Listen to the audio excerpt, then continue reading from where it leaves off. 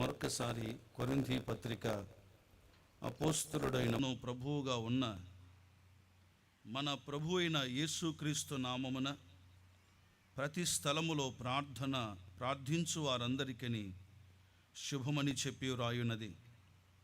మన తండ్రి అయిన దేవుని నుండి ప్రభు అయిన యేసుక్రీస్తు నుండి కృపా సమాధానములు మీకు కలుగునుగాక. తల వంచండి, ప్రార్థన చేద్దాం. దేవుని సన్నిధిలో మనందరం కూడా చేరి వచ్చి ఉండగా ఇంకా రావలసిన వారు వచ్చిన వారు వచ్చి వరుసలో కూర్చోవటం దీవెనకరం, దైవక్రమం. ప్రార్థన. దయాళుడైన తండ్రి, మీ పరిశుద్ధమైన నామమున మీ సన్నిధానమునకు మమ్మల్ని సమకూర్చినందుకు స్తోత్రం. ఈ ఉజ్జీవ సువార్త సహవాస మహాసభలను మీరు మాకు అనుగ్రహించారు. స్థానిక సంఘాల్లో ఉన్న మీ బిడ్డలను ప్రేరేపించి చేతులు చాపటానికి సహాయం చేశారు. ఇది కేవలం మీ కృప గనుక మిమ్మల్ని స్తుతిస్తున్నాం.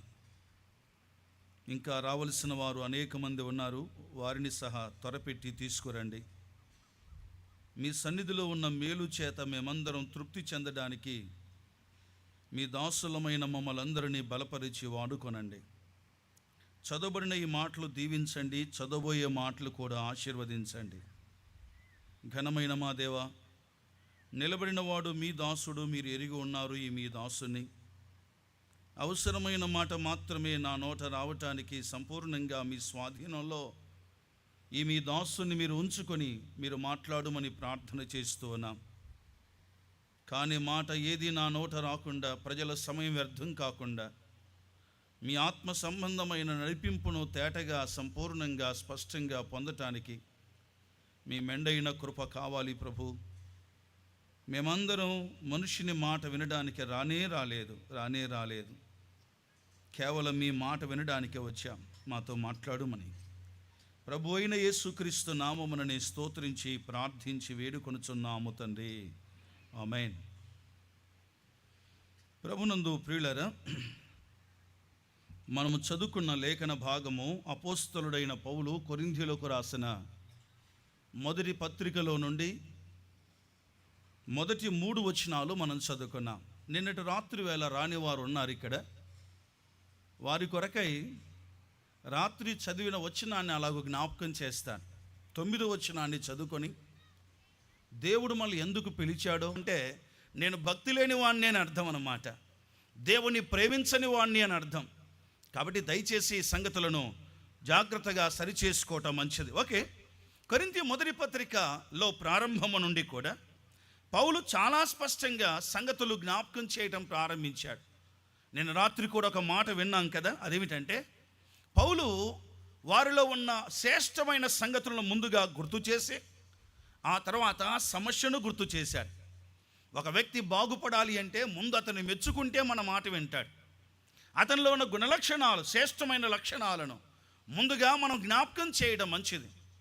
ఆ మాటకు వస్తే, అలాగూ చేస్తే దేవుని మనసు కలిగిన వాడే చేయగలడు. సంఘం ప్రారంభమైన విధానాన్ని ముందుగా నేను కొన్ని సంగతులు చెబుతూ వస్తాను. మొదటి పాయింట్ ఈ విధంగా రాసుకుందాం. కొరింథీ సంఘ ప్రారంభ వివరాలు ఏమున్నాయో అందులో నుంచి ఈ ఉదయకాలమున విశ్వాసులమైన మనం, సేవకులమైన మనం, సంఘ పెద్దలుగా ఉన్నటువంటి మనం, దేవుని బిడ్డలమైన మనం నేర్చుకోవలసిన కొన్ని ప్రాముఖ్యమైన సంగతులను ఆరంభంలో గుర్తు చేస్తూ వస్తాను. కొరింథీ సంఘం ఎలాగూ ప్రారంభమైంది అనే విషయాలు జ్ఞాపకం చేసుకుందాం. అపోస్తలుడైన పౌలు కొరింథీ సంఘము ప్రారంభమునకు దేవుని చేత వాడబడినవాడు. మరలా చెబుదునా, కొరింథీ సంఘ ప్రారంభానికి వాడబడిన సాధనం ఎవరు అంటే అపోస్తలుడైన పౌలు గారు. ఇది మొదటిగా మనం గుర్తించాలి. సరే, పౌలు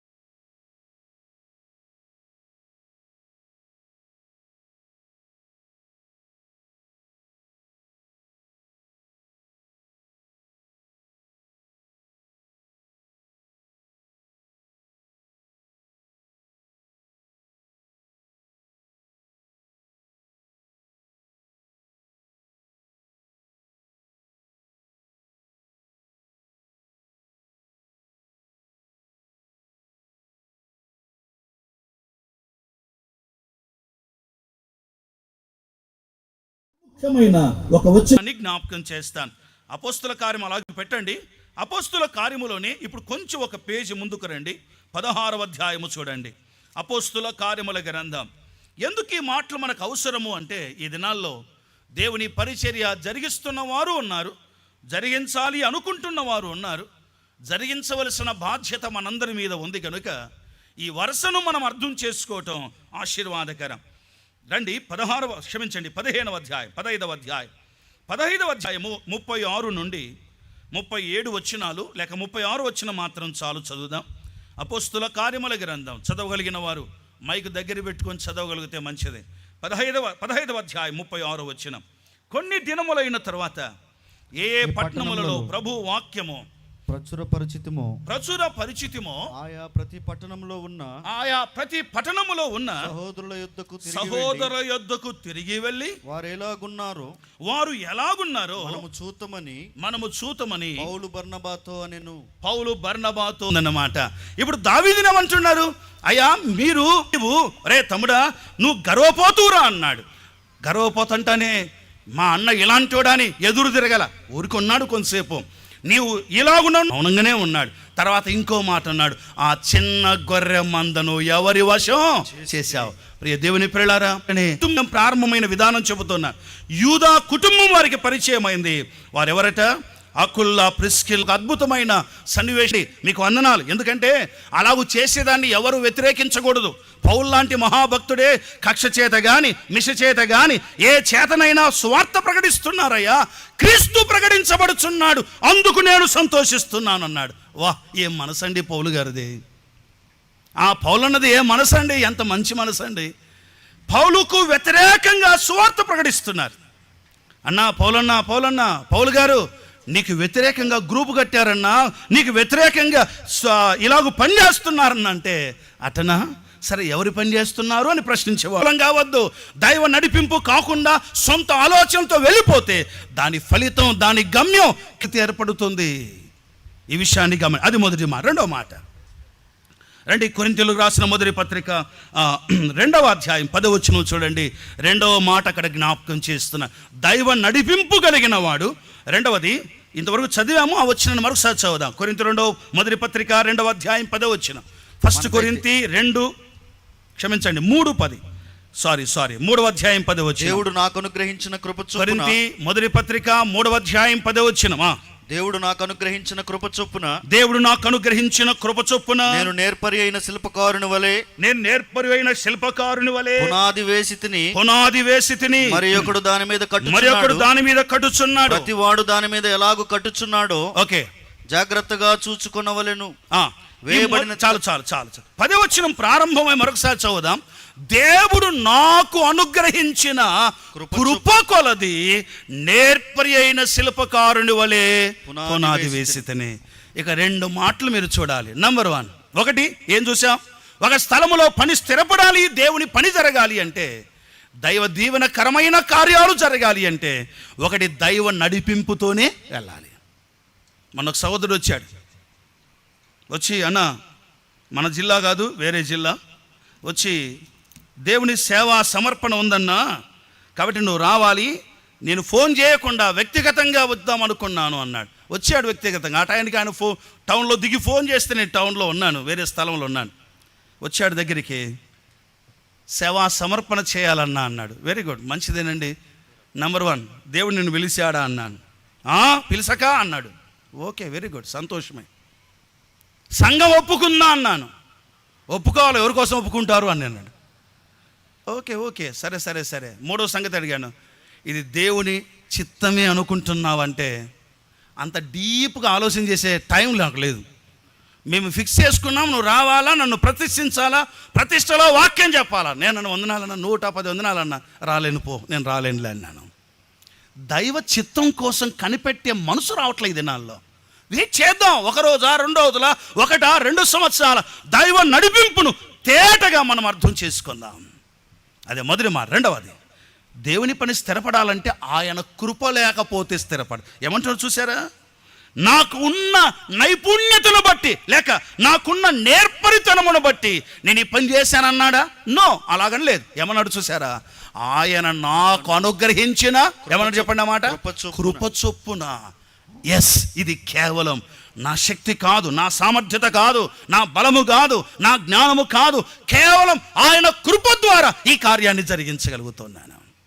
ఇదే పౌలు ఇదే కొరింథీయులకు రాస్తూ ఈ కృపను గూర్చి ఇంకా అత్యున్నతమైన మాట చెప్తాడు. చూడండి 15వ అధ్యాయం కొరింథీ మొదటి పత్రిక. ఈ మధ్య అట్లా పోయినాను కాబట్టి 15 వస్తుందన్నమాట. కొరింథీ మొదటి పత్రిక 15వ అధ్యాయము తెరవండి. 15వ అధ్యాయము ఒక్కసారి ఆ మాట చదువుదాం. 10వ వచనం చూడండి. 10వ వచనం. అయినను నేను ఏమై ఉన్నానో అది దేవుని కృప వలననే అయి ఉన్నాను. మరియు నాకు అనుగ్రహింపబడిన ఆయన కృప నిష్ఫలము కాలేదు గాని వారందరికంటే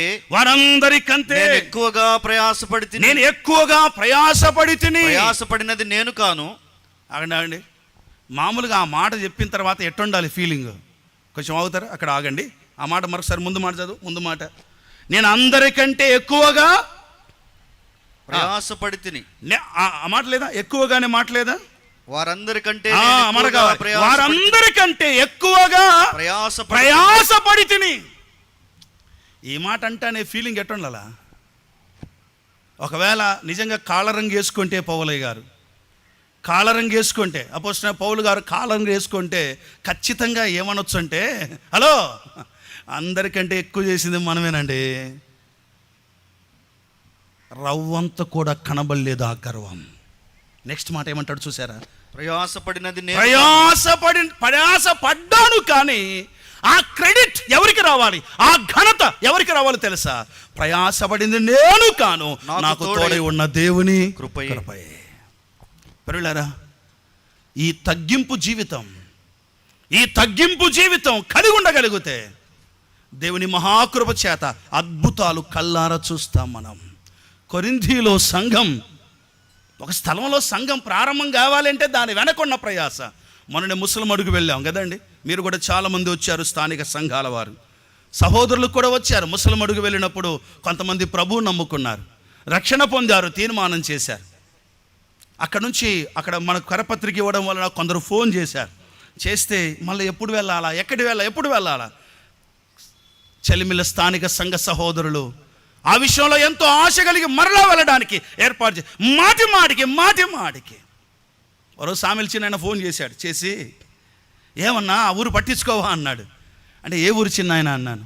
ముసలం అడుగు పోయొచ్చాం కదా, నమ్ముకున్నారు కదా, వారి సంగతి ఏంటి? ఆ మాట వింటారా?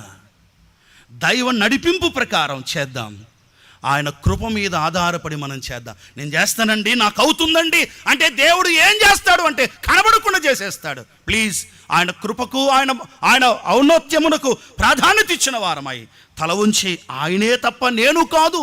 పౌలుకున్న ఒక అద్భుతమైన అలవాటు ఏంటి తెలుసా?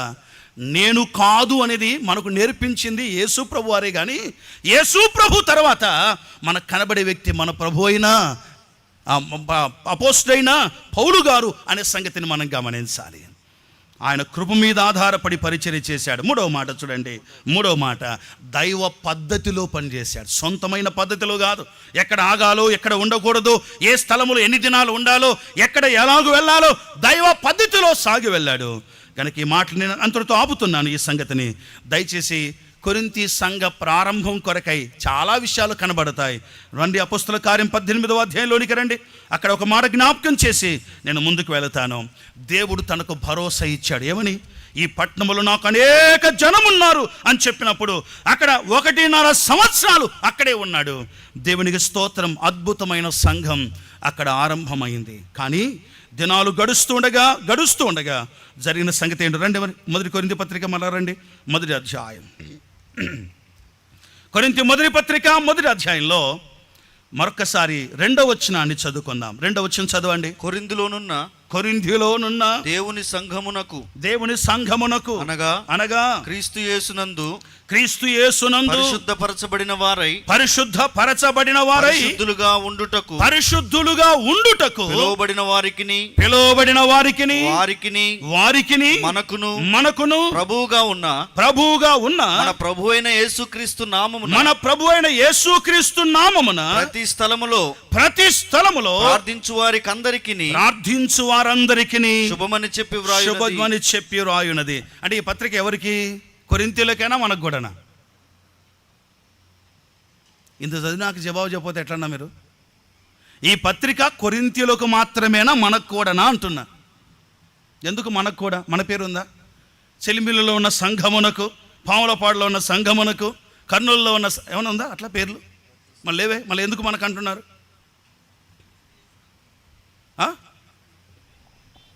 క్రీస్తు యేసునందున్న ఓకే ఉండొచ్చేమో, మన పేరు లేదు కదా. కొరింథీ వాళ్ళ పేరు ఉన్నట్టు మన పేరు లేదే. కొరింథీలో ఉన్న సంఘమునకన్నారే, మన పేరు లేదే. మనందరి పేర్లు ఉంది, చూద్దామా ఎక్కడ ఉంది చూడండి. అదే ఆఖరి లైన్లో, ప్రతి స్థలములో ప్రార్థించు వారందరికీ. వచ్చినాం మనం దాంట్లోకి వచ్చినాం. ఇది ఉన్నందుకే కాదు బైబిల్ మనది. బైబిల్ అంతా రాయబడింది మన కోసమే. సరే, మంచిది. ప్రతి స్థలములో ఉన్న వారికి ఈ మాటలు చేయబడింది. సో ఇప్పుడు రెండవ భాగంలో, ఒకటి కొరింథీ సంఘం ఎలాగో ప్రారంభమైందో చూసాం. రెండవది కొరింథీ పత్రిక యొక్క వివరణ, విభజన 2-3 మాటలు విందాం. కొరింథీ పత్రిక యొక్క విభజన. దేన్నైనా విభజించుకుంటేనే మనకు బాగా అర్థమవుతుంది. దేన్నైనా మనము విడదీసుకొని ఆలోచన చేస్తే నీటిగా అర్థమవుతుంది. కనుక కొరింథీ పత్రికను గురించి 2-3 మాటలు అలాగూ చెప్పి నేను పాఠంలో ముందుకు వెళ్తాను నాకున్న సమయంలోనే. శ్రద్ధగా వినండి. కొరింథీ పత్రికలో మొదటి పత్రిక మొత్తం ఎన్ని అధ్యాయాలు ఉన్నాయండి? 15, 16? రోమా పత్రికలో 16 అధ్యాయాలు ఉన్న పుస్తకాలు ఇప్పుడు వద్దులేండి, ఇది క్విజ్ కాదు కదా. ఒక కొరింథీ పత్రికలో 16 అధ్యాయాలు ఉన్నాయి. కొరింథీ పత్రికను గూర్చి ముందుగా ఒక చిన్న స్టేట్మెంట్ చెప్తాను, తర్వాత భాగాలు చెబుతూ వస్తాను. శ్రద్ధగా మీరు గమనించండి. కొరింథీ పత్రిక రాయడానికి కారణం ఏంటి అంటే, ఒక ఇంటి వారి వలన పౌలు కొరింథీ సంఘమును గూర్చిన సమాచారం విన్నాడు. ఏ ఇంటి వారు? చూడండి 11వ వచనంలో, మొదటి అధ్యాయం 11వ వచనంలో, నా సహోదరులారా, మీలో కలహములు కలవని మిమ్మును గూర్చి క్లోయో ఇంటి వారి వలన నాకు తెలియవచ్చెను. ఒకసారి ఊరు వెళ్ళాను. వెళ్తుండగా, ఊరి పేరు ఎందుకులేండి, అసలు ఆ దినాల్లో బండ్లు కానీ, అంటే 4 వీలర్ కానీ, కారు ఏవి లేవు. చాలా ఏండ్ల క్రితం నేను ఇంటి దగ్గర బస్సు ఎక్కడానికి రోడ్డు మీదకి వస్తున్నాను. వస్తూ ప్రార్థన చేసుకుని, దేవా ఏది ఏమైనా దయచేసి బస్సులో సీటు దొరికేటట్టు సాయం చేయను ఆయన అని ప్రార్థన చేసుకుంటాను. చాలా అలసిపోయాను, ఆ దినమంతా చాలా విషయాలు ఉన్నాయి. వచ్చేసరికి బస్సు ఆగింది చేతుతే. ఏమో కానీ ఒక్క సీట్ లేదు. అట్లీస్ట్ 3-4 ఊర్లు అయిన తర్వాత నా సీట్ దొరకదంటే సీటే దొరకలేదు. నా మనసులో నేను ప్రార్థన చేసుకుని, నేను సిద్ధపడాల వాక్యం మనసులో ఒక తలంపు ఉంది, దాన్ని బిల్డప్ చేసుకుంటూ రావాలి, దాని గురించి ఆలోచన చేస్తూ రావాలి. కూర్చుంటే 4 మాటలు రాసుకోవచ్చు కదా అనుకున్నా. వచ్చాను, కష్టపడి నిలబడి వచ్చాను. వచ్చి బస్ దిగి ఆ ఊరికి లోపలికి వెళ్ళాను. అప్పటికే నా కోసం, నేను లేట్ అయినందువలన పాటలు పాడుతున్నారు. వెళ్ళిన తర్వాత ఈరోజు మన ధ్యానాంశం మలాకీ గ్రంథం అన్నాను. మలాకీ గ్రంథంలో వచనాలన్నీ, ప్రశ్నలన్నీ చదివేశాను. చదివిన తర్వాత ఇక వరుసగా చెప్పడం ప్రారంభించాను. వాక్యం అయిపోయింది, ఒక 40 నిమిషాలు చెప్పాను. అయిన తర్వాత ఒక మనిషి, అందరూ ఇంకా చిన్నగా వెళ్ళిపోతున్నారు, వందనాలు చెప్తాను. నేను కూడా బయటకు వచ్చి నిలబడ్డాను, వందనాలు చెప్తున్నాను అందరికీ. ఒక ఆయనకు వందనాలు అన్నాడు. అరే ఏమో కొంచెం బండి ఏమో సీరియస్ కొన్నట్టుంది అనుకున్నాను. సరే అన్న తర్వాత నేనేం చేశానంటే, అందరూ పోయే వరకు ఉందాం, ఈ మనిషి ఏదో కొంచెం తేడా ఉన్నట్టుంది అనుకొని అందరూ పోయిన తర్వాత, ఏమన్నా వందనాలు చెప్తే చెప్పకపోతే అంటే మళ్ళా అడుగుతావు వందనాలని అన్నాడు. లేచినాడు నా మీదకి. లేస్తే, ప్రభువా సహాయం చేయను ఆయన అనుకుంటూ, మనసులో అనుకుంటూ, ఏమన్నా అంత సీరియస్ అవుతాండావు అంటే, చెప్పు. అదేదో తిట్టినా లేదు, నేను ఎందుకు చెప్తానులే కానీ, ఆ తిట్టుకుంటూ, ఎవరు చెప్పినారు నన్ను కూర్చి నీకు? ఈరోజు చెప్పిన ప్రసంగం అంతా నాకే చెప్పినావు అన్నాడు. ఒరని కథ ఇట్టుందా అనుకుని, ఎందుకన్నా ఎవరు చెప్పలేదన్నా? ఎవడో ఫోన్ చేసి చెప్పింటాడు నీకు ఫోన్ ఉంది కదా, ఎవరో ఒకరు ఫోన్ చేసి చెప్పింటాడు నా సంగతి అంతా. అందుకే ఈరోజు వచ్చింది మొదలుకొని ముగించేంతవరకు నన్ను గుర్చి చెప్పినావు అన్నాడు. నేనన్నాను, అప్పుడు తేరుకున్నా, నాకు అర్థమైంది, ఓహో ఇది ఆ సంగతి అనుకొని, చెప్పినోని పేరు చెప్తే ఏం చేస్తావన్నా? నేను చెప్పినోని పేరు చెప్తే ఏం చేస్తావు? బస్తీమే సవాల్, చూసుకుందాంలే. చెప్పినోని పేరు చెప్తే ఏం చేస్తావన్నా? వాని పేరు చెప్పు, ఇప్పుడు సీల్చి సెండాడతా నీ ముందరే అన్నాడు. నన్ను ఓకే రైట్ చీల్చి చెండాడతావు కదా చేయాలి చూడన్నా. మళ్ళీ నా పేరు తిప్పించి పెట్టాలని ఏదో చెప్పా. సరే చెప్పి కాసుకో, పేరు చెప్తున్నా చూడన్నా. చెప్పు తొందరగా చెప్పు అన్నాడు. ఏం లేదన్నా, కర్నూలు బస్ ఎక్కిన, సీట్ దొరుకుతుందంటే దొరకలే. ఇక ఆఖరికి ఇంకా బస్సులో అది పైది కడ్డీ పట్టుకొని నిలబడినా, బైబిల్ సంచి చేసుకొని పక్కకు వచ్చి నిలబడినాడు. ఆయన నిలబడి చెప్తా వచ్చినాడు. ఆ నుంచి ఈ వరకు చెప్పినాడు. ఆయన ఏం చెప్పినాడో చెప్పినానన్నా అన్న.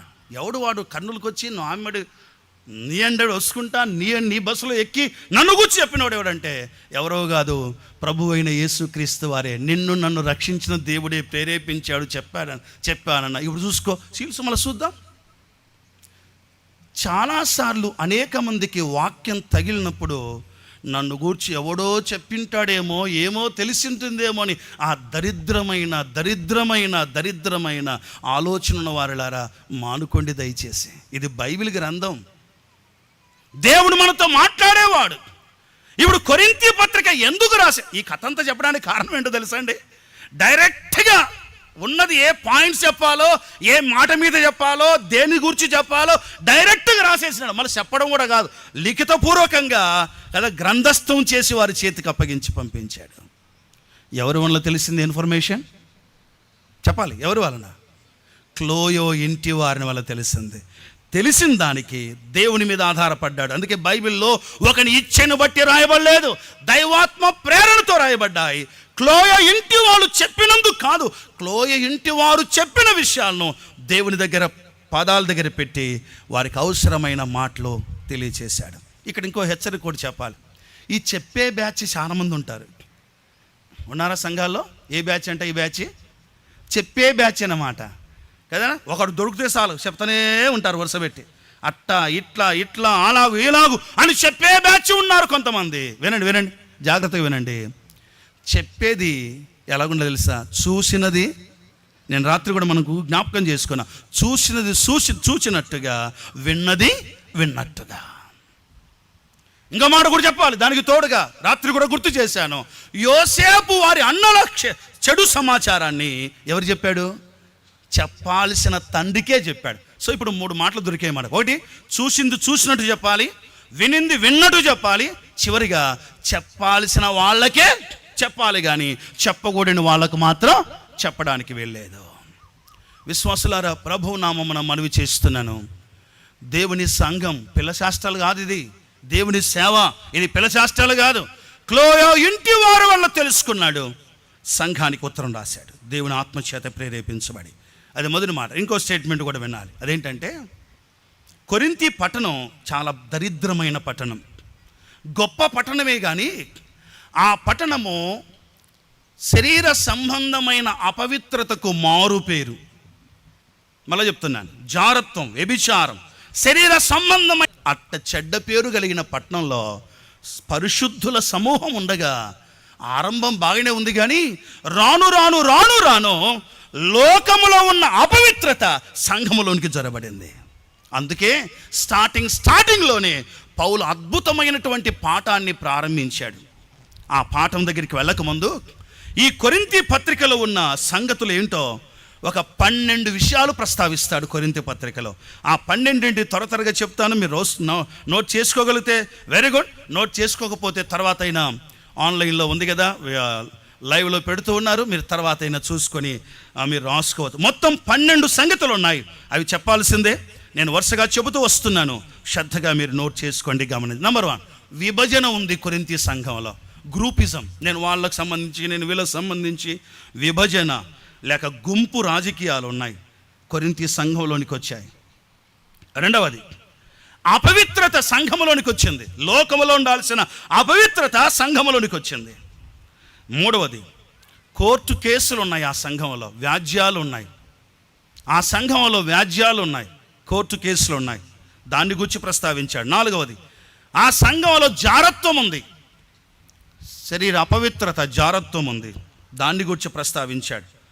ఆ సంఘంలో వివాహ సంబంధమైన ప్రశ్నలు ఉన్నాయి, వివాహాన్ని గురించి తెలియజేశాడు ఈ పత్రికలో.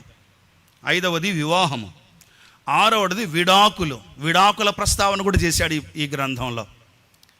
విశ్వాస విడాకులు తీసుకొచ్చా? కొంచెం ఒక నిమిషం ఆగుదాం. విడాకులు తీసుకొచ్చా తీసుకోకూడదా? ఒకవేళ విడాకులు తీసుకొని మళ్ళా పెళ్లి చేసుకోవచ్చా చేసుకోకూడదా? బైబిల్లో సంగతులు తేటగా ఉన్నాయి. దేవుడు ఎంత మాత్రం అనుమతించడు. ఆమె బ్రతుకున్నంత కాలం వీడు బద్ధుడే గనుక మర్యాదగా నోరు మూసుకొని ఉండాల్సిందే కానీ ఇంకొకరిని పెళ్లి చేసుకోవడానికి లేదు. చాలా సంగతులు ఉన్నాయి, అవన్నీ ఉన్నాయి ఈ యొక్క పత్రికలో. 1 గుంపు రాజకీయాలు, విభజన. 2 అపవిత్రత. 3 వ్యాజ్యాలు, కోర్టు కేసులు. 4 జారత్వం. 5 వివాహం. 6 విడాకుల ప్రస్తావన చేయబడింది. ఆ విషయాలు కూడా ప్రస్తావించబడ్డాయి. 7వది విగ్రహార్పిత భోజనం, అనగా విగ్రహాలకు పెట్టింది తినొచ్చా తినకూడదా, ఆ వివరాలు కూడా పౌలు నేరుగా ప్రస్తావించాడు. వాళ్ళు తింటాడారు ఆ దినాల్లో. తినే విషయంలో 2 పద్ధతులు చెప్తాడు పౌలు గారు. ఆ 2 పద్ధతులు కూడా ప్రస్తావించబడ్డాయి. ఒకవేళ నీ తోటి వాడు బలహీనుడు అవుతాడంటే దానికి దూరంగా ఉండాలి. ఆ 2 పద్ధతుల తర్వాత పాఠములు వీలైతే చూద్దాం. విగ్రహార్పిత భోజనాలు. ఆ తర్వాత 8వది, ఇందులో ఒక ప్రాముఖ్యమైన మాట ఉంది. 8వ పాయింట్ ఏంటంటే స్త్రీ తల మీద ముసుగు వేసుకునే ప్రస్తావన చేయబడింది. స్త్రీ ముసుగును గూర్చి ప్రస్తావించబడి, అది 8వది. 9వది ప్రభురాత్రి భోజన వివరాలు ఉన్నాయి. ప్రభురాత్రి భోజన వివరాలు ఉన్నాయి. 9వది. 10వది పునరుత్థానమును గురించి ప్రస్తావించబడింది. 11వది ఆత్మవరాల ప్రస్తావన చేయబడింది. ఆత్మవరాల ప్రస్తావన చేయబడింది. ఆ తర్వాత ప్రేమను గూర్చిన తేటైన బోధ చేయబడింది. ప్రేమను గూర్చిన తేటైన బోధ ఈ అధ్యాయంలో మనం చూస్తాం. ఈ గ్రంథం, ఈ యొక్క పత్రికలో మనం చూస్తాం. ఇలాగున దరిదాపు 12 విషయాలు అక్కడ మనం చూస్తూ వస్తాం. చాలా సంగతులు కనబడుతున్నాయి.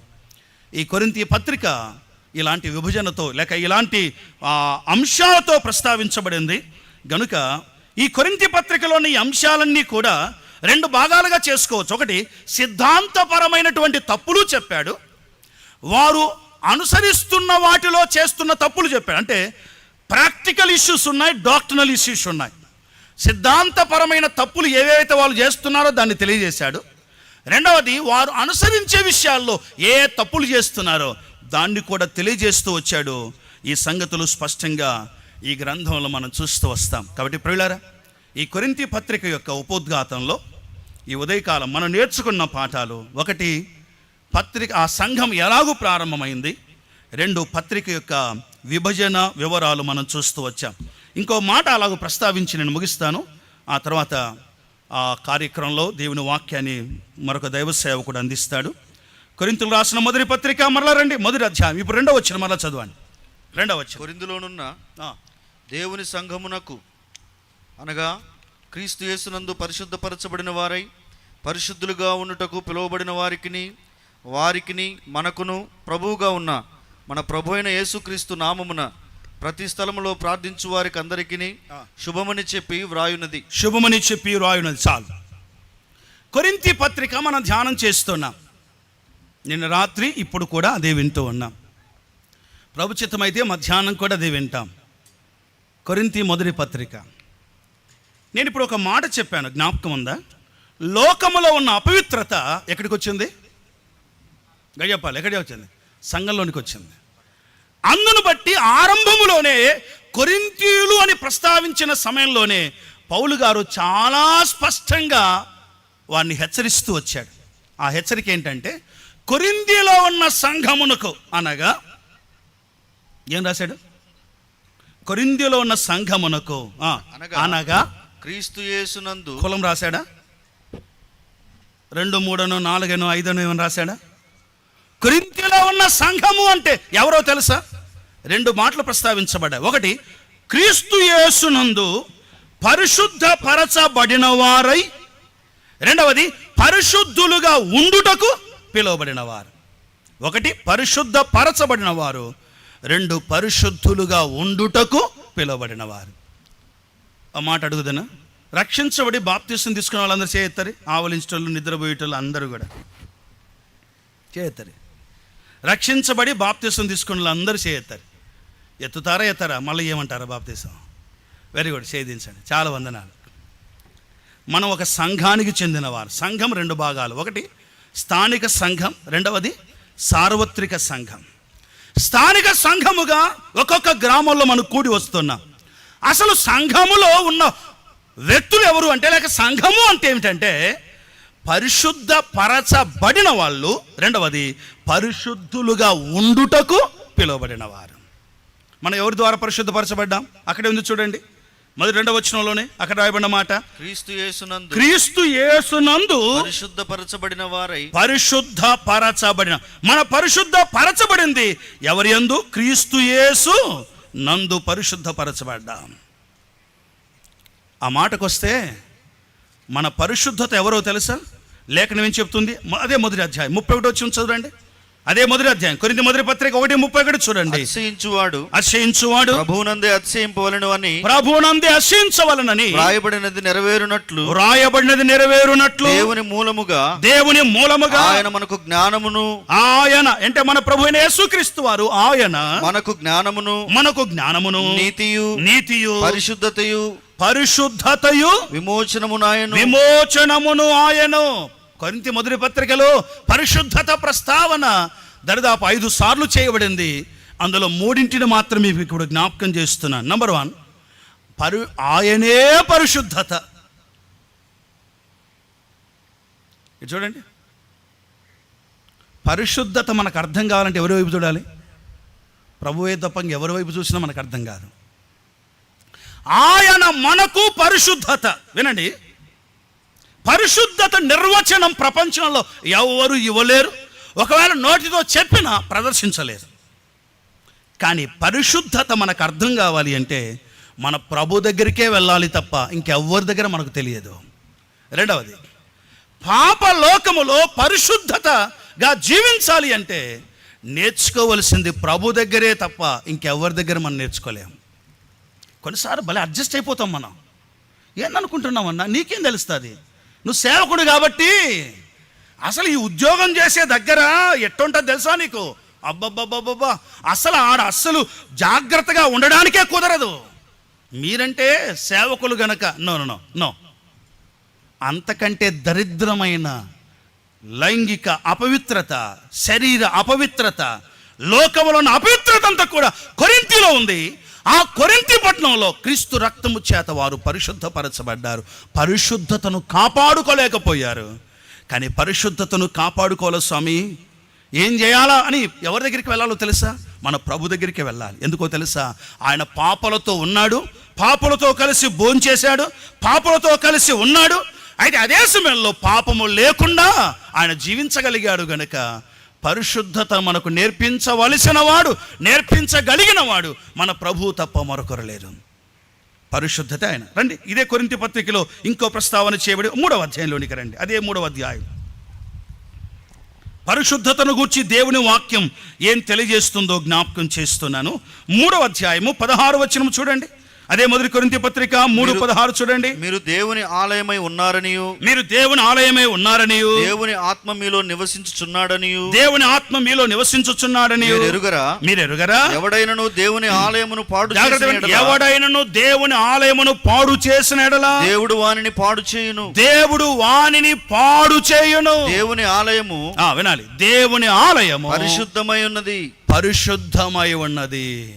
ఇప్పుడు మనకు 2 మాటలు దొరికినట్టు. ఒకటి, ఆయనే పరిశుద్ధం. రెండవది, ఆయన ఆలయము కూడా పరిశుద్ధమైంది. మనందరం ప్రభువుని నమ్ముకొని రక్షణ పొంది ఆయన బిడ్డగా తీర్చబడి ఆయన ఆలయములో ప్రవేశించాం. చక్కని పాట పాడుతుంటారు కదా, ఆలయములో ప్రవేశించండి అనే పాట. దేవునికి స్తోత్రం. దేవుని మహాకృప చేత బాగైన తరువాత, రక్షణ పొందిన తరువాత మనందరం సంఘమునకు చెందిన వారం. ఆయన ఆలయం ఎటువంటిదట? పరిశుద్ధమైనది ఆయన ఆలయం. కీర్తన గ్రంథం 93వ కీర్తన చూడండి. ఆ మాట కూడా ఒకేసారి చదువుకుందాం. 93వ కీర్తన 5వ చరణం చదవండి. 5వ చరణం. నీ శాసనములు ఎన్నడూ తప్పిపోవు, యెహోవా ఎన్నటెన్నటికి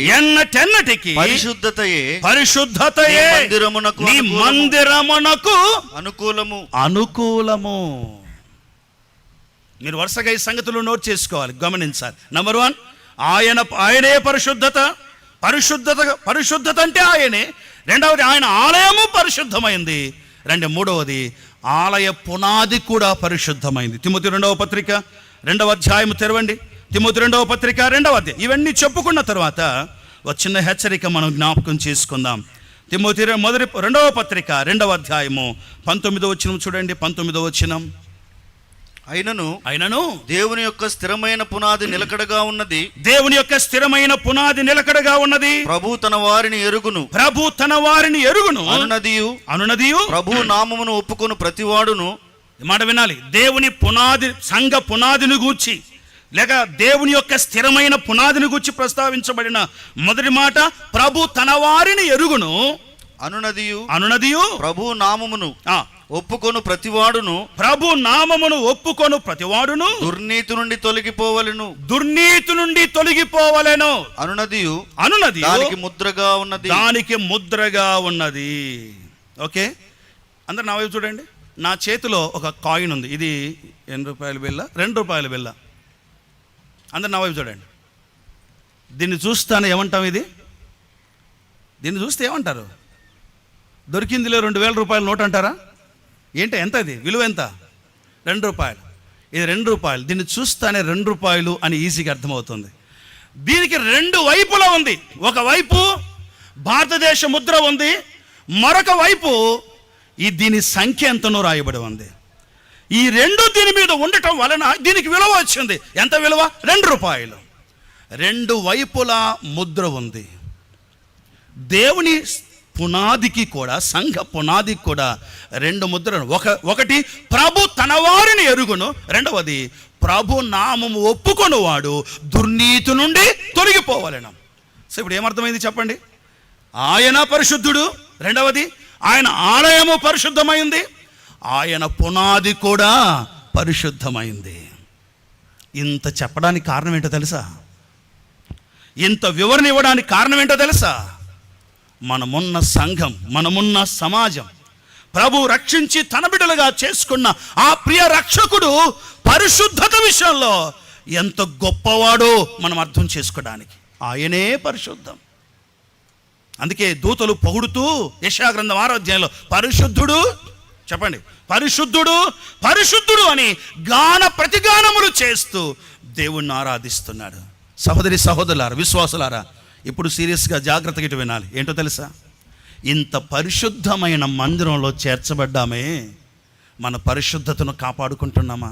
ఆయన ఇచ్చిన పరిశుద్ధతను. ఓ రోజు ఒక స్థలంలో ఉన్నాను నేను. నేను అక్కడ వాక్యం చెప్పాను. వాక్యం చెప్పిన తర్వాత వాళ్ళు నాతో ఫోటో తీసుకోవాలన్నారు. నేను వద్దన్నా. ఎందుకు వద్దని తెలుసా? అందరూ తెల్లగా ఉన్నారు, నేనెట్టున్నాను? నల్లగా ఉన్నాను నేను. వద్దులేండి బ్రదర్, వాళ్ళందరూ అమెరికన్స్, అందరూ వేరే దేశస్తులు. మీరు వద్దులేండి బ్రదర్ అన్నాను. ఎందుకు వద్దంటున్నావు? మీతో ఫోటో తీసుకోవాలి నాకు ఆశ ఉందంటే. నేను మీరు అందరు తెల్లగా ఉన్నారు, తెల్ల వాళ్ళ మధ్యలో ఒక నల్ల క్యాండిడేట్ నిలబడి ఎట్టుంటుంది చెప్పరి? ప్రియులారా, పరిశుద్ధుడైన దేవుని సన్నిధిలో రవ్వంత కూడా అపవిత్రత ఉండకుండా జాగ్రత్త పడాల్సిన బాధ్యత మనది. అపవిత్రతను దేవుడు ఎంత సీరియస్ తీసుకుంటాడో తెలుసా? తన మందిరములో పరిశుద్ధమైన ఆలయం, పరిశుద్ధుడైన దేవుడు, పరిశుద్ధమైన పునాది, ఇలాంటి సమయంలో, స్థలంలో ఒక వ్యక్తి అపవిత్రంగా బ్రతుకుతే, ఈనాడైతే దేవుడు చూస్తున్నాడు అనుకుంటున్నారు కదా, నరికేస్తాడు ఒకరోజు, లేపేస్తాడు ఒకరోజు. ఇవి మన రాయలసీమ భాషలేండి. రండి, సమూయేలు మొదటి గ్రంథంలో దేవుడు ఏమనుకున్నాడండి? ఒప్ని ఫినెహాసులు ఇద్దరు కూడా దేవుని మందిరములో ఉన్నారు. సమూయేలు మొదటి గ్రంథం 2వ అధ్యాయం 17వ వచనంలో, యెహోవా వారిని చంపదలచెను. ఎందుకు చంపాలనుకున్నాడు? బాగలేరనా? ముక్కు సొట్టగుందనా? సరిగా మాట్లాడలేరనా? ఇంకేమైనా బాహ్య సంబంధమైనటువంటి ఆ విషయాన్ని బట్ట? నో, బాహ్యాన్ని చూసే దేవుడు కాదు ఆయన. కానీ వారు దేవుని మందిర పవిత్రతను పాడు చేశారు గనుక, దేవుని పవిత్రతను, పవిత్రత కలిగిన దేవుని మందిరంలో అపవిత్రంగా బ్రతుకుతున్నారు గనక, అపవిత్రత విషయంలో ఆయన తీసుకున్న కఠినమైన చర్య సామాన్యమైంది కాదు. యెహోవా వారిని చంపదలిచెను. అనా సహోదరులారా, ఇటు చూడండి, సహోదరులారా, పరిశుద్ధులారా, నమ్మి బాప్తిస్తం తీసుకున్న దేవుని బిడ్డలారా, పరిశుద్ధత విషయమై దయచేసి జాగ్రత్తగా ఉందాం. పరిశుద్ధత విషయమై ఎక్కడా కూడా రాజీ పడకుండా జాగ్రత్తగా ఉందాం. ఒక మాట చదువుదామా? తెరవండి, వచనం చూద్దాం. సంఖ్యాకాండం 19వ అధ్యాయం 13వ వచనము గమనించండి. సంఖ్యాకాండం 19వ అధ్యాయము 13వ వచనము గమనించండి. దేవుని సమాజములో, సంఘములో నరశవమును ముట్టినవాడు 19వ అధ్యాయము సంఖ్యాకాండం 13వ వచనం చదువుతున్నాడు. నరశవమును ముట్టినవాడు నరశవముట్టినవాడు అట్లు పాపశుద్ధి చేసుకొనని ఎడల వాడు యెహోవా మందిరమును అపవిత్రపరచువాడగును.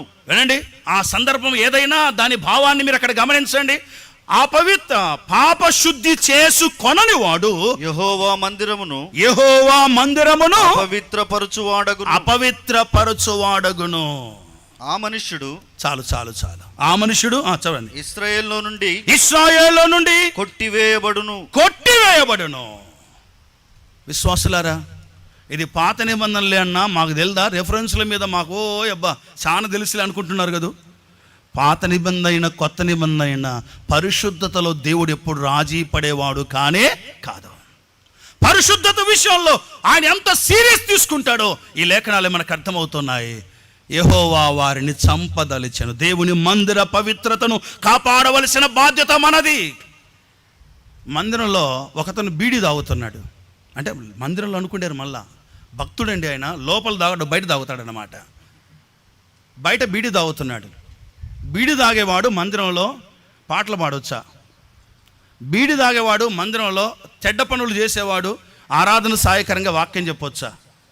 దేవునికి అయిష్టమైన పనులు చేసేవాడు మందిరంలో కార్యక్రమాల్లో పాలు పొందొచ్చా? దేవుడు వద్దన్న చేసేవాడు మందిరంలో ముందుకు రావచ్చా? ఆలోచన చేయండి, సర్దుకుపోవద్దండి. నీది కాదు, నాది కాదు, సంఘం దేవుంది. ఆ దేవుడు పరిశుద్ధుడు, పరిశుద్ధత కలిగిన వాడు. ఆయన ఓర్చుకుంటున్నాడు. ఇంకా కొంతకాలం లేపేస్తాడు ఒకరోజు. జాగ్రత్త ప్రియులారా. అందుకే మనందరం సంఘ పెద్దలైనా, సేవకులైనా, పరిచారకులైనా, బల్లకు మాట్లాడేవారైనా, పంచేవాళ్ళైనా, ఆరాధన పాత్రలు పంచేవారైనా, ఆరాధనలో పాలు పొందుతున్న సహోదర సహోదరులు ఎవరమైనా సరే, ప్లీజ్, ఉతికిన బట్టలు వేసుకుంటావో లేదో నాకు తెలియదు, స్నానం చేస్తావో లేదో నాకు తెలియదు, కానీ పరిశుద్ధతను మాత్రం కాపాడుకుందాం. అది కాపాడుకోవాలంటే ఒక 4 సంగతులు చూడాలి. ఓకేనా? ఈ రెఫరెన్స్లు చెప్పేస్తాను, త్వరగా మీరు వాటిని నోట్ చేసుకుని. నంబర్ 1, మొదటి మాట, అపోస్తలుడైన పౌలు గారు చాలా మూతలు ఉన్నాయి దేవగ్రంథంలో. మూతేసుకుంటే అపవిత్రం మూతేసుకుందాం. అనవసరంగా మాట మాట్లాడి అపవిత్రం కావద్దు. దేవునికి అయిష్టమైన కార్యాలు మాట్లాడి అపవిత్రం కావద్దు. మూత వేసుకున్నవాడు పవిత్రుడిగా ఉంటాడు. రెండవది, మీకా గ్రంథం 6వ అధ్యాయం 11వ వచనం చదవండి. మీకా గ్రంథం 6:11. ఇవన్నీ కూడా వివరించుకోవాల్సిన అవసరం ఉంది, కానీ అయితే ఇంకా ఇప్పటికే దేవుని సేవకుని కోసం ఎదురు చూస్తున్నాం. ఆయన వచ్చేలోపు ముగించేస్తాను. శ్రద్ధగా మీరు గమనించండి. మీకా గ్రంథం 6వ అధ్యాయం 11వ వచనం. ఓకే, 6వ అధ్యాయం 11వ వచనం చూడండి. తప్పు త్రాసును తప్పు రాళ్ళు గల సంచియు ఉంచుకొని నేను పవిత్రునగుదునా. ఒకటి, మూతలు వేసుకుంటే పవిత్రంగా ఉంటాం. రెండవది, తెలిసిన పాపాన్ని దూరం చేసుకుంటే పవిత్రంగా ఉంటాం. దాని అర్థం ఏంటండి? దాని అర్థం ఏంటి? తప్పు త్రాసును మరోసారి చదవండి. వచ్చిన భాగం. తప్పు త్రాసును తప్పు రాళ్ళు గల సంచియు ఉంచుకొని నేను పవిత్రుడను అగుదునా. అంటే నా దగ్గర ఏముంది? తప్పు త్రాసు ఉంది, తప్పు రాళ్ళు ఉన్నాయి. నేను ఎలాగో పవిత్రునవుతాను? అంటే దేవునికి అయిష్టమైంది దగ్గర ఉంచుకుంటే పవిత్రులము కాజాలము. అంటే దాని అర్థం ఏంటో తెలుసా? ఏదైతే దేవునికి అయిష్టమైందో నీకు తెలిసిన పాపాన్ని దూరము చేసుకోవాలి. దీన్ని సహాయకరంగా ఒక వచనాన్ని యోబు గ్రంథంలో చదువుకుందాం. యోబు గ్రంథం దయచేసి 11వ అధ్యాయం చూడండి, 14వ వచనం. మన పవిత్రతను కాపాడుకోవడానికి ఈ కార్యాలన్నీ జరిగించవలసింది. 11వ అధ్యాయము 14వ వచనము చూడండి. యోబు గ్రంథం 11:14. పాపము నీ చేతిలో ఉండుట చూచి నీవు దాన్ని విడిచిన ఎడల నీ గుడారములో నుండి దుర్మార్గతను కొట్టివేసిన ఎడల నిశ్చయముగా నిర్దోషివై నీవు సంతోషించెదవు. పాపము నీ చేతిలో ఉండుట చూచి అంటే తెలిసిందా తెలియందా? ఇప్పుడు నా వైపు చూడండి. ఇది ఉండకూడదు అనుకోండి, ఇది ఉండకూడదు, నా చేతిలో ఉంది. నాకు కనపడుతుందా కనపడలేదా? తెలిసిన పాపాలు పెట్టుకొని కూడా సాగే విశ్వాసులు ఈ దినాల్లో చాలామంది ఉన్నారు. ఇది తప్పు అని తెలుసు, ఇది చేయకూడదని తెలుసు, అక్కడికి వెళ్ళకూడదని తెలుసు, తెలిసిన పాపములో సాగేవాడు తన పవిత్రతను కాపాడుకోలేడు. అది రెండవ మాట. మూడవ మాట, ఎఫెసీ పత్రిక 5వ అధ్యాయము 27వ వచనం. ఎఫెసీ పత్రిక 5:27 చూడండి. వాక్యము ద్వారా ఒక వ్యక్తి తన పవిత్రతను కాపాడుకుంటాడు. ఒకటి, జాగ్రత్త పడటం వల్ల మూతలు వేసుకొని. రెండు, తెలిసిన పాపాలు దూరం చేసుకోవడం వలన. మూడవ మాట వాక్యము ద్వారా మన పవిత్రతను జాగ్రత్తగా కాపాడుకోవచ్చండి. ఆ వచనం చదువుతారా? 5:27. వాక్యముతో ఉదక స్నానము దానిని పవిత్రపరచి ఉదక స్నానము చేత దాన్ని పవిత్రపరిచి పరిశుద్ధపరచుటకై దాని కొరకు తన్ను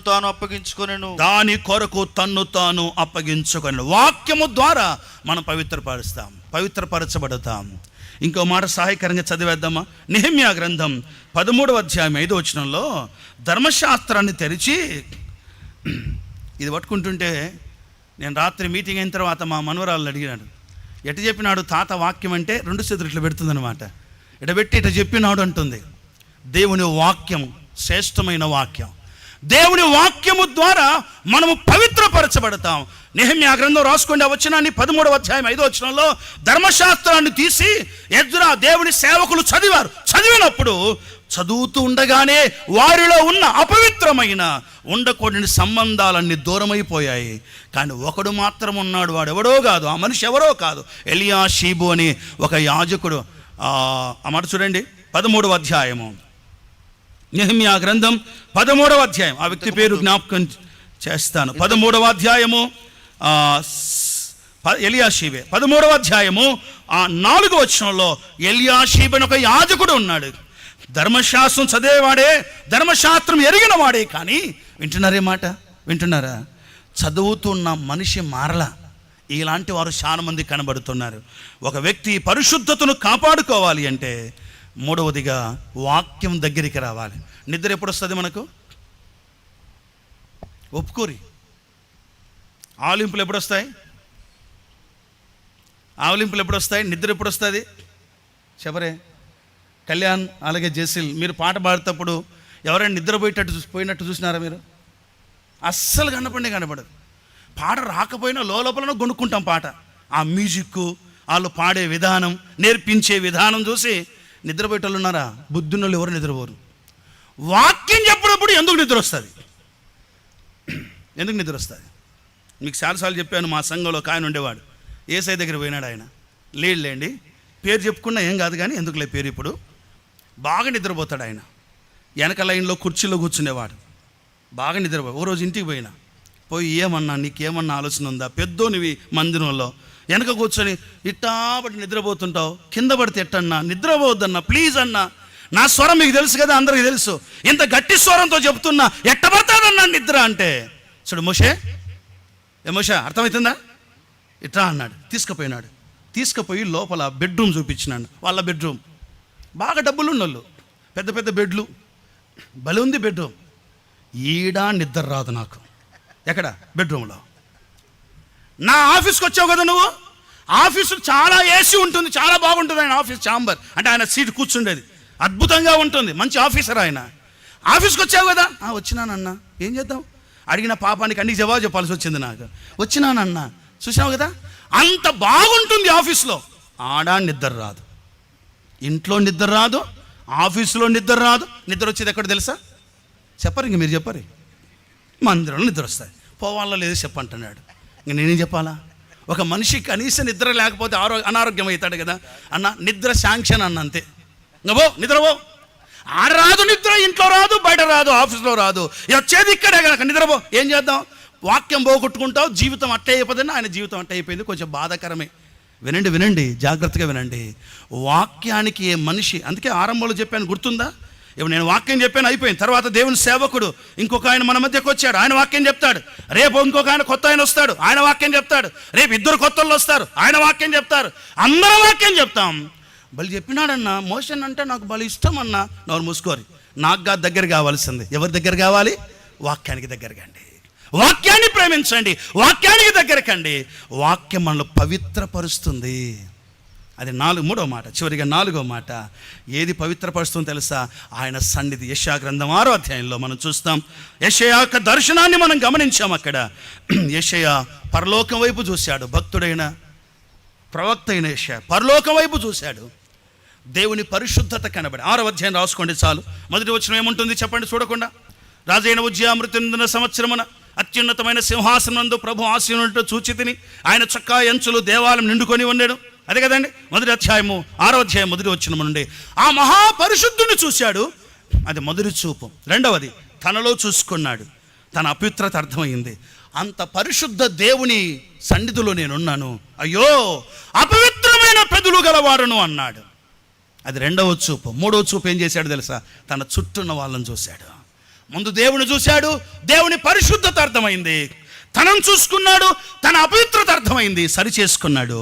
ఆ తర్వాత సరి చేసుకున్న తర్వాత వెళ్ళి ఇతరులకు సువార్త లేక దేవుని వాక్కు ప్రకటించాడు. సో ఇప్పుడు 4వ మాట ఏంటో తెలుసా? 1 మూతలేసుకుంటే బాగుపడతాం, పరిశుద్ధంగా ఉంటాం, అంటే జాగ్రత్త పడడం. రెండవది తెలిసిన